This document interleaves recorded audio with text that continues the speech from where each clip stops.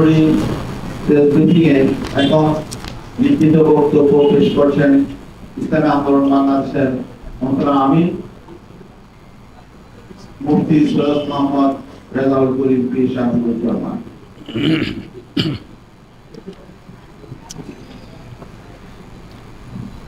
বিসমিল্লাহির রহমানির রহিম। নাহমাদুহু ওয়া নুসাল্লি আলা রাসূলিহিল কারীম। আম্মা বাদ। প্রিয় সাংবাদিক বন্ধুগণ, গতকাল 5 আগস্ট অন্তর্বর্তী সরকারের প্রধান উপদেষ্টা জুলাই ঘোষণাপত্র পাঠ করেছেন এবং সন্ধ্যায় জাতির উদ্দেশ্যে ভাষণ দিয়েছেন। জুলাই ঘোষণাপত্র একটি ঐতিহাসিক ঘটনা এবং প্রধান উপদেষ্টার গতকালের ভাষণ আগামীর বাংলাদেশ নির্মাণের পথে গুরুত্বপূর্ণ মাইলফলক।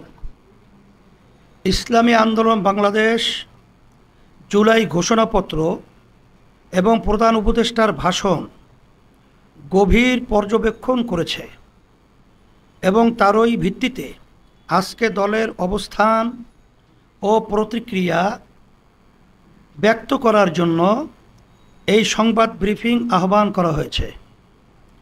আপনারা আমাদের আহ্বানে এসেছেন সেজন্য আন্তরিক কৃতজ্ঞতা জানাচ্ছি। প্রিয় সাংবাদিক বন্ধুগণ, শুরুতেই জুলাই অভ্যুত্থানে জীবন উৎসর্গকারী বীর মুক্তিযোদ্ধাদের প্রতি শ্রদ্ধা জানাচ্ছি। তাদের শোকাহত পরিজনের প্রতি সমবেদনা জ্ঞাপন করছি।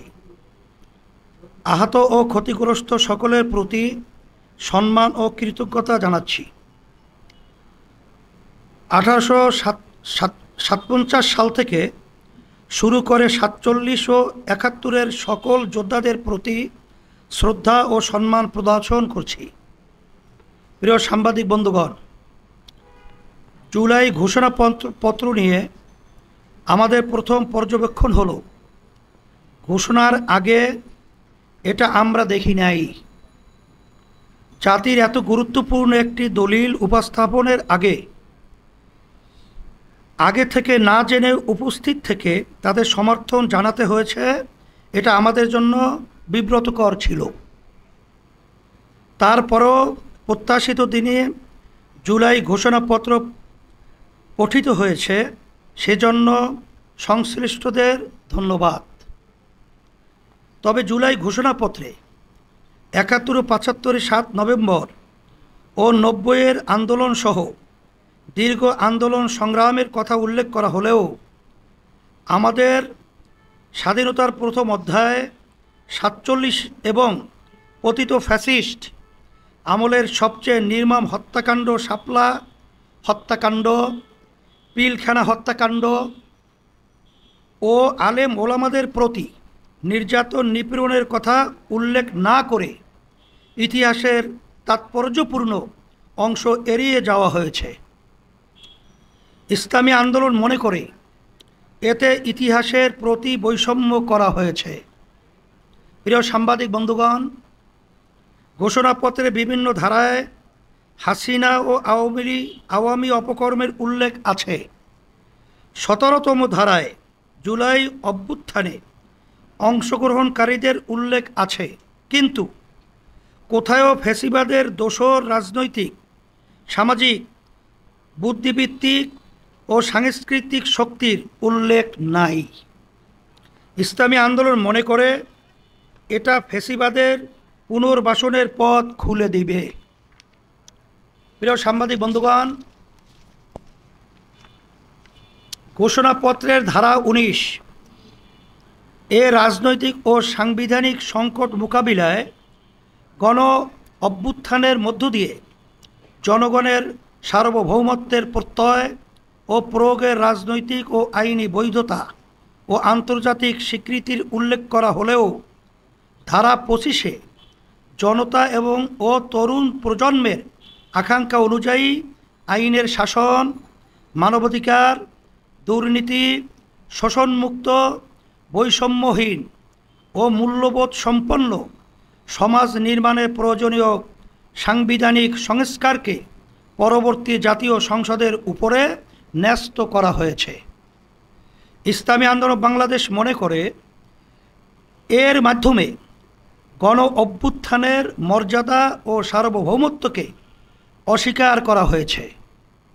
একই সাথে ধারা ২৭ জুলাই অভ্যুত্থানের রাষ্ট্রীয় সাংবিধানিক স্বীকৃতিকে উপযুক্ত শব্দ প্রয়োগের মাধ্যমে আপেক্ষিক করে পরবর্তী সরকারের উপরে ন্যস্ত করে অনিশ্চয়তায় ফেলে দেওয়া হয়েছে। প্রিয় সাংবাদিক বন্ধুগণ, গতকাল সন্ধ্যায় প্রধান উপদেষ্টা জাতির উদ্দেশ্যে ভাষণ দিয়েছেন। তার ভাষণ সুলিখিত এবং তার পাঠ আবেগ মিশ্রিত। ভাষণে সরকারের নানা সাফল্যের কথা এসেছে এবং আগামী ফেব্রুয়ারি ২৬ নির্বাচন আয়োজনের ঘোষণা এসেছে। এখানে আমাদের পর্যবেক্ষণ হলো, জুলাই সনদ এখনও না হওয়া আমাদেরকে সংস্কার নিয়ে অনিশ্চয়তায় নিক্ষেপ করেছে। গণ অভ্যুত্থানের ১ বছর অতিক্রান্ত হয়ে গেছে, নির্বাচনের আনুষ্ঠানিক যাত্রাও শুরু হয়েছে।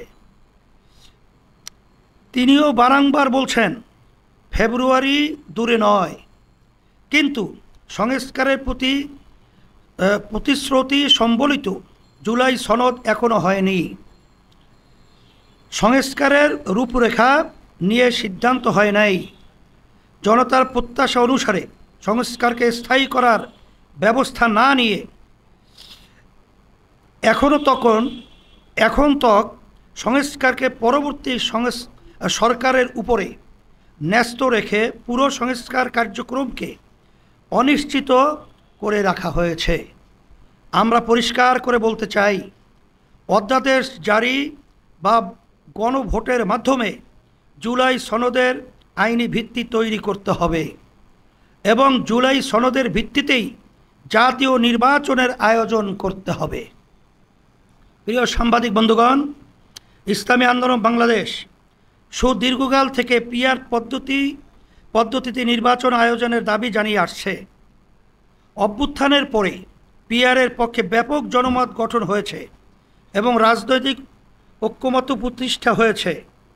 আমরা বারংবার উভয় কক্ষে পিআর পদ্ধতির নির্বাচন আয়োজনের জন্যে সংস্কার কমিশনে কথা বলেছি, লিখিত জানিয়েছি। এর যৌক্তিক প্রতিক্রিয়া হওয়া উচিত ছিল পিআর নিয়ে সংস্কার কমিশনে এজেন্ডা রাখা, কিন্তু ঐক্যমত্য কমিশনে আমাদের বারংবার প্রচেষ্টা সত্ত্বেও নিম্নকক্ষে পিআর নিয়ে কোনো এজেন্ডাই রাখা হয় নাই। আমরা এর তীব্র নিন্দা ও ক্ষোভ জানাচ্ছি। অভ্যুত্থানের পর রাজনৈতিক সংস্কার সংশ্লিষ্ট সবচেয়ে আলোচিত ও গুরুত্বপূর্ণ বিষয় পিআর নিয়ে কোনো সিদ্ধান্ত হওয়ার আগেই নির্বাচনের মাস নির্ধারণ করা, জনদাবির প্রতি স্পষ্টত উপেক্ষা করা।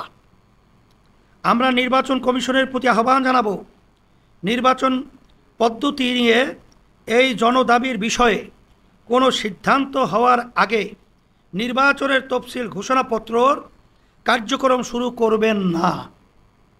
একই সাথে ঐক্যমত্য কমিশনের প্রতি আহ্বান জানাব, অতি দ্রুত পিআর নিয়ে এজেন্ডা নির্ধারণ করে আলোচনা শুরু করুন।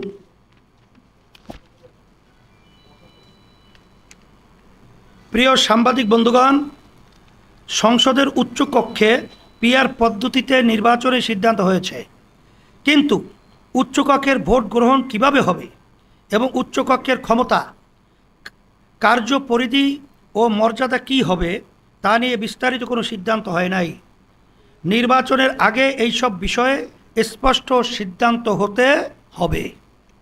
প্রিয় সাংবাদিক বন্ধুগণ, প্রধান উপদেষ্টা স্মরণীয় নির্বাচন আয়োজন করতে চাইছেন, তার ইচ্ছাকে সাধুবাদ জানাই, কিন্তু আইন শৃঙ্খলা পরিস্থিতি, আইন শৃঙ্খলা বাহিনীর নিরপেক্ষতা, সক্রিয়তা নিয়ে দেশের কেউই আশ্বস্ত হতে পারছে না। আগামী ফেব্রুয়ারির আগে এর সমাধান হবে তেমন আশা করার যৌক্তিক কারণ এখনও দেখা যাচ্ছে না। আমরা মনে করি দেশের আইন শৃঙ্খলা উন্নতি না হলে আগামী নির্বাচনও কলঙ্কিত হতে পারে। লেভেল প্লেয়িং ফিল্ড তৈরি না হলে নির্বাচনে অংশগ্রহণ করা আমাদের জন্যে কঠিন হবে। তাই বলবো, আইন শৃঙ্খলা পরিস্থিতি উন্নতির জন্য জনপ্রশাসন থেকে ফ্যাসিস্টদের অবশিষ্টাংশের ব্যাপারে দ্রুততার সাথে সিদ্ধান্ত নিন। দল নিরপেক্ষ পেশাদার জনপ্রশাসন গড়ে তুলতে কার্যক্রম জোরালো করুন। প্রিয় সাংবাদিক বন্ধুগণ, প্রধান উপদেষ্টার ভাষণে ফ্যাসিস্টদের বিচারের প্রসঙ্গ এসেছে, তবে এর মাত্রা, ব্যাপকতা ও গতি নিয়ে আমাদের অসন্তোষ আছে। সেটা জানিয়ে বিচার কার্যক্রমের পরিধি আরও বিস্তৃতি করে এর গতি বৃদ্ধি করার আহ্বান জানাচ্ছি। প্রিয় সাংবাদিক বন্ধুগণ, প্রধান উপদেষ্টা অনেক সাফল্যের কথা বলেছেন, তবে আইন শৃঙ্খলা নিয়ে জনমনে উদ্বেগ, উৎকণ্ঠার বাস্তবতা স্বীকার করতেই হবে। পাচারকৃত টাকা উদ্ধার এখনও দৃশ্যমান হয় নাই। কর্মসংস্থানে আশা জাগানিয়া কিছু এখনও দেখা যাচ্ছে না। দ্রব্যমূল্য নিয়ে জনতার কষ্ট এখনও বিদ্যমান। এসব বিষয়ে আরও মনোযোগী হওয়ার আহ্বান করব। আগামী ইসলামী আন্দোলন বাংলাদেশ ইতিবাচক রাজনীতি করে আমরা সব সময় সম্ভাবনাকে বড় করে দেখি। আমরা নির্বাচনমুখী দল, নির্বাচনের জন্য আমাদের প্রস্তুতিও চলমান। আমরা আশা করি সরকার আমাদের উদ্বেগ, আকাঙ্ক্ষা ও প্রত্যাশাকে আমলে নিয়ে দ্রুত সিদ্ধান্ত নেবে। জুলাই সনদ দ্রুত আলোর মুখ দেখবে। পিআর নিয়ে একটি যৌক্তিক সমাধান হবে। আইন শৃঙ্খলা পরিস্থিতির উন্নতির মাধ্যমে প্রত্যাশা মাফিক আগামী নির্বাচন অনুষ্ঠিত হবে। জুলাই অভ্যুত্থান সার্থকতা পাবে ইনশাআল্লাহ। আপনাদের সকলকে ধন্যবাদ। সাংবাদিক বন্ধুগণ, এই বক্তব্যের আলোকে যদি আপনাদের